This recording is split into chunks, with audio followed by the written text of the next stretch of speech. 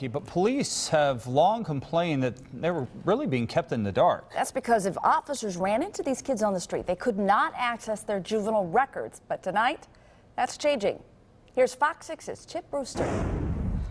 Meet 34-year-old Sharon Staples, mother of 7, murdered in an August armed robbery attempt. Her accused killer, 16-year-old Mikhail Thomas. He had a long history with the juvenile justice system, and that kind of became a spark, if you will. And it started a fire. Milwaukee City and county leaders began a thorough review of the juvenile justice system. They found a lack of information sharing at the core of many problems. If the system had been working all along, there's a possibility this individual had been in trouble a lot of times, might have been on a closer level of supervision, or perhaps even still incarcerated. Now Milwaukee police will have immediate access to partial juvenile probation records. The youth's full name, warrant information, unique conditions of supervision, and past police contact are some of what officers will be able to have when confronting a suspicious minor. Our primary concern is always getting information to those who need it most, and that's usually the frontline interveners. You don't have to be a crime expert to understand that that's valuable information to have. The state legislature has attempted to pass similar measures, but they were shot down on the argument of protecting a child's privacy. While we respect confidentiality of treatment and other records,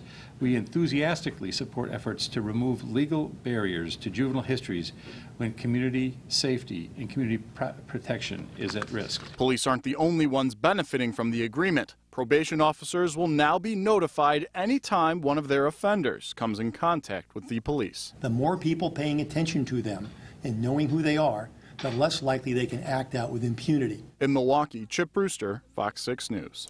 Today's move may not be the last. There's also a push to make juvenile records more accessible at the state level.